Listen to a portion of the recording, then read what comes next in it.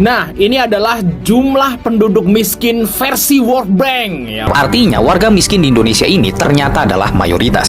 Nah, ini menarik ya teman-teman, justru di negara maju itu hampir mungkin tidak ada ormas yang semisal di Indonesia. Bro, can someone please tell me, since when is Malaysia living in the year 3000? Bro, someone just sent me a video of what Malaysia looks like right now. Bro, I'm starting to think we're the new third world country, bro. Let me just show you guys.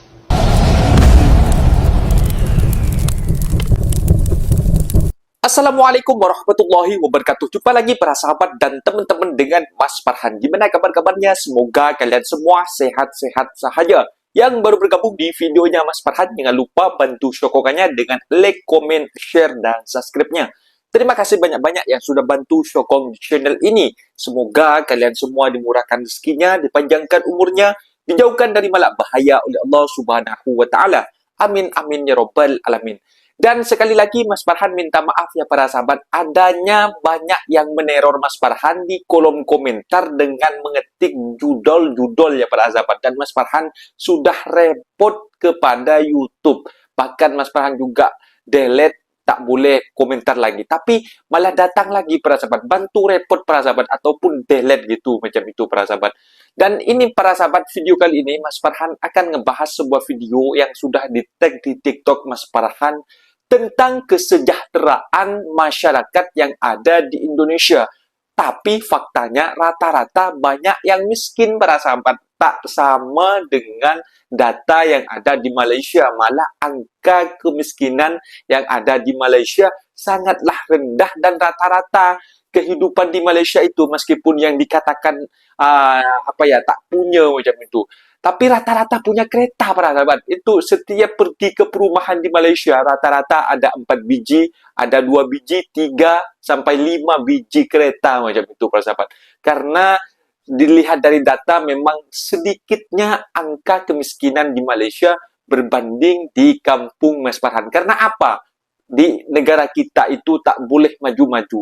Banyaknya korupsi besar-besaran dari minyak, dari gas, dari Pertalite, dari Pertamax ya, dari Pertamina macam itu. Itu dari emas, itu semuanya dikorupsi para sahabat. Macam mana rakyat nak menjadi jaya macam itu, nak menjadi bersaing, menjadi orang menjadi orang yang kelas menengah kalau kita semacam dicekik macam itu. Semua anggaran pemerintah itu hanya ludes dikorupsi oleh oknum-oknum yang macam itu para sahabat. Dan juga banyaknya ormas-ormas macam itu para sahabat.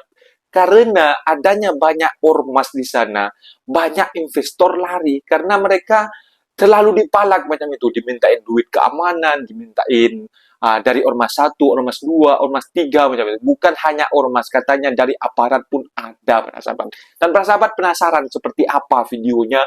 Kita simak sama-sama. Apa-apa benda boleh komen dekat bawah, asal jangan bergaduh. Let's go. Nah, ini adalah jumlah penduduk miskin versi World Bank, ya, bukan versi BPS, guys. Di sini kita lihat teman-teman Indonesia ya. Nomor 2 di bawah Zimbabwe ya. Jadi Indonesia adalah negara termiskin di dunia nomor 2. Ya, versi World Bank. Wah, luar biasa. 60,3 ya. 60,3% penduduk di Indonesia itu miskin. Ya, luar biasa. Wow, mind blowing guys.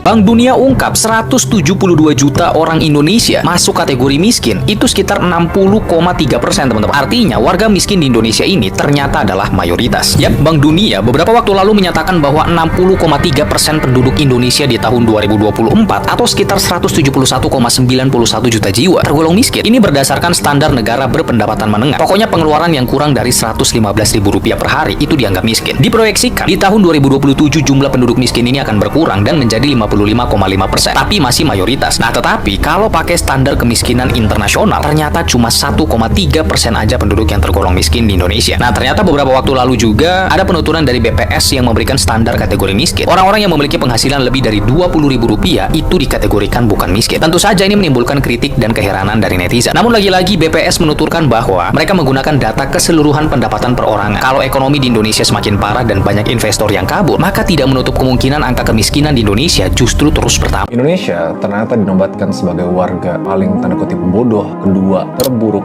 di seluruh dunia dari 61 negara yang dihitung. Tapi tau nggak, yang lebih parah daripada orang bodoh adalah orang bodoh yang tidak menyadari bahwa dia bodoh. Kalau kalian bodoh, apakah gue bodoh? Jelas, gue sangat bodoh sampai di tahap gue nggak mau berhenti belajar. Karena kejatuhan seseorang pas dia nggak bisa berpikir kritis dan dia merasa bahwa dia sudah pintar. Jadi nggak apa-apa nggak kalau kita bodoh, ya apa? Tapi kalau misalnya kita bodoh dan kita nggak sadar kita bodoh, kita merasa pintar, disitulah kalian akan bodoh setelah. Ibu kota Indonesia, Jakarta, kini mendahului senarai sebagai bandar paling tercemar di dunia menurut data syarikat teknologi kualiti udara Switzerland IQF pada Rabu. Jakarta secara konsisten disenaraikan antara 10 bandar paling tercemar di dunia sejak Mei lalu. Menurut IKAIR, bandar yang mempunyai populasi lebih 10 juta itu mencatatkan paras pencemaran udara yang tidak sihat hampir setiap hari. Penduduk di negara itu mengadu keadaan kualiti udara yang semakin teruk menyebabkan kesihatan kanak-kanak terancam dengan ramai yang mengalami batuk dan selesema. Seramai 19 rakyat Malaysia tersenarai dalam senarai jutawan Forbes 2025 dengan jumlah kekayaan terkumpul sebanyak RM256.23 bilion. Robert Kwok, 101 tahun, kekal sebagai individu terkaya di Malaysia dengan kekayaan sebanyak RM55.8 bilion. Diikuti Tan Sri Kwek Leng Chan dari kumpulan Hon Leong dengan RM44.5 bilion. Tan Sri Paul Kun dari Press Metal pula berada di kedudukan ketiga dengan RM18.8 bilion. Yang menjadi perhatian tahun ini ialah pengasas dan ketua pegawai eksekutif 99 Speedmart, Lee Tiam Wah, yang kini individu keempat terkaya di Malaysia dengan kekayaan berjumlah RM17.6 bilion. Syarikatnya yang memiliki hampir 2,700 cawangan telah disenaraikan di Bursa Malaysia pada 2024 dan mengumpul RM2.36 bilion. Tan Sri Jeffrey Chia dari Sunway Group pula berada di tempat kelima dengan kekayaan RM15.6 bilion. Bayangkan jika dana korupsi sekitar Rp1.313 triliun dipakai untuk membangun Indonesia. Jika untuk membangun jembatan Indonesia mampu mendirikan sekitar 208 jembatan megah sekelas Suramadu yang biaya per jembatannya sekitar Rp6,3 triliun, gengs. Jika dipakai untuk membangun stadion sekitar 875 stadion modern seperti GBK yang biayanya sekitar Rp1,5 triliun per stadion mampu didirikan. Atau kita juga bisa membangun sekitar 52.000 km jalan tol baru dan ini cukup untuk keliling bumi lebih dari sekali. Bukan cuma itu, kita juga bisa membangun sekitar 2.626 rumah sakit lengkap dengan asumsi per unitnya sekitar 500 miliar per unit. Jika digunakan untuk membangun sekolah, Indonesia mampu mendirikan sekitar 131.300 sekolah baru untuk anak-anak di seluruh penjuru negeri dengan asumsi 10 miliar rupiah per sekolah, gengs. Ini untuk ormas yang satu, ini untuk ormas yang kedua, ini untuk ormas yang ketiga. Lu lagi ngapain, Ting? Ini ada ormas minta THR, terus lu kasih? Ya kasih lah, kan mereka udah ngejaga lingkungan kita biar aman. Hah? Ya kalau nggak ada mereka, wilayah kita ini pasti nggak aman. Karena mereka lah ahli jasa pengamanan di bumi ini. Karena mereka yang akan melindungi seisi bumi ini. Terus keamanan mereka itu gue yakin 24 jam nonstop. Bayangin kalau nggak ada mereka, siapa yang bantu ngabisin daging rendang di acara hajatan? Siapa yang akan ngebuat panggung di tengah jalan untuk acara mereka yang tujuannya untuk hiburan masyarakat? Siapa yang bantu tukang parkir di minimarket agar para pengunjung bisa parkir dengan mudahnya? Dan siapa yang ngebantu para investor membangun bisnis di daerah kita ini untuk membuka lapangan pekerjaan lebih banyak buat warga kita? Siapa? Para ormas maksudnya? Ya bukan lah. Iya bener, para ormas. Lah terus kemarin motor ada yang hilang di sini, mereka nggak kelihatan batang hidungnya? Hah? Terus kemarin pas banjir nggak ada kegiatan apa-apa dari mereka untuk bantu kita? Ya mungkin mereka kebanjiran juga. Terus mereka sering minta jatah keamanan sama pedagang-pedagang, tapi nggak tahu apa yang diamankan sebenarnya. Hah? Aduh, nggak usah deh. Iya bang, di Bandung pabrik-pabrik pada bangkrut. Siapa tahu abang bisa mendatangkan investor. Waduh teman-teman, kalau untuk kalian ya, buka usaha di Indonesia untuk bisa mendapatkan investor ya, itu adalah suatu keajaiban. Saya ulangi ya, suatu keajaiban. Kenapa teman-teman? Jadi teman-teman saya yang investor dari luar negeri ya, khususnya di Singapura, Korea, Jepang, Amerika ya, mereka itu berpendapat kalau investasi di Indonesia itu tidak menguntungkan teman-teman, apalagi potongannya itu sudah ada di depan ya. Dan untuk oknum itu, oknum pejabat lah, yang aparat lah ya, ormas, akamsi ya, itu nggak ada profitnya sama sekali gitu loh.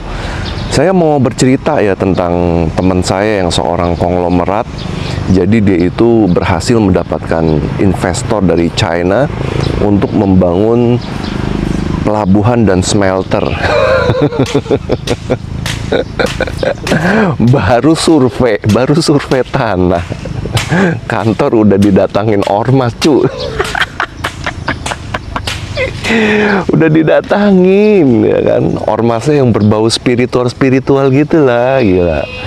Dibilangnya kalau mau bangun di sini ya gitulah ya kan, ujung-ujungnya minta duit ratusan miliar. Aduh, gimana ya, ormasnya berlindung di bawah spiritual, kesannya serem banget kan ya.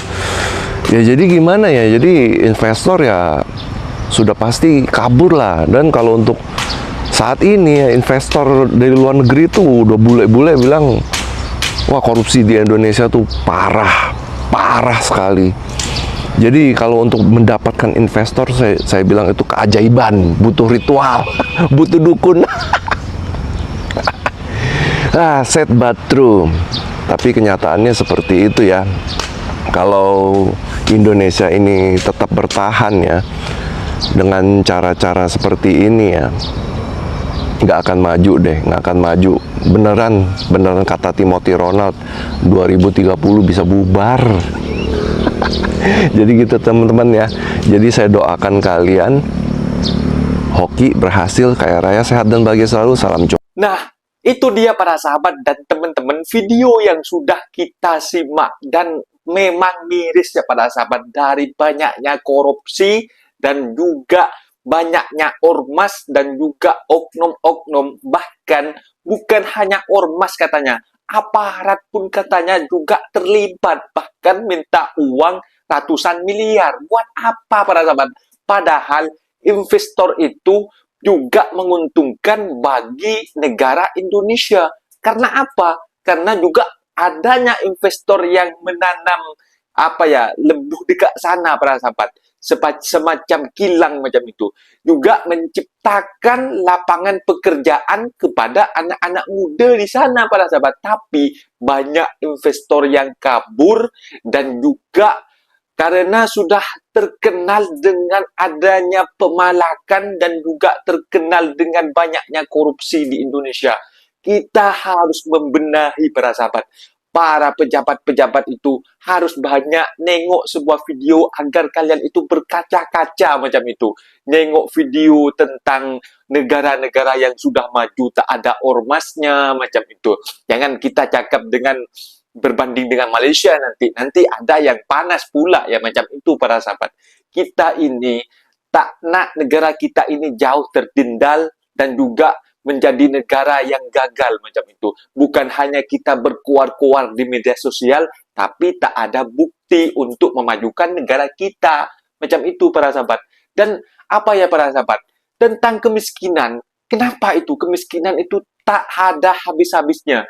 Kadang-kadang yang bisa dikatakan IQ masyarakatnya juga bisa dikatakan IQ rendah dan juga bodoh macam itu, yang dikatakan oleh konten kreator yang tadi. Karena memang dia sudah bodoh tapi tak mau untuk belajar macam itu. Malah kebodohannya malah dipertahankan macam itu para sahabat. Jadi macam mana nak menjadi negara maju kalau masyarakatnya juga tak mau belajar untuk menjadi orang pintar macam itu para sahabat. Jadi kita harus banyak berkaca-kaca lah, banyak berkaca-kaca dan juga banyak menengok negara-negara, mencontoh negara-negara yang sudah maju tanpa ormas, ramai investor yang datang macam itu. Bahkan banyak orang yang berebutan untuk tanam modal banyak yang mau investor di negara itu. Kita tak perlu sebutlah negara, nanti kalau kita sebut negaranya nanti malah banyak yang kepanasan macam itu para sahabat. Mungkin videonya sampai di sini para sahabat dan teman-teman. Apabila ada kata benda yang silap, Mas Farhan minta maaf sebesar-besarnya. Mohon dibenarkan di kolom komentar. Mas Farhan undur diri. Assalamualaikum warahmatullahi wabarakatuh.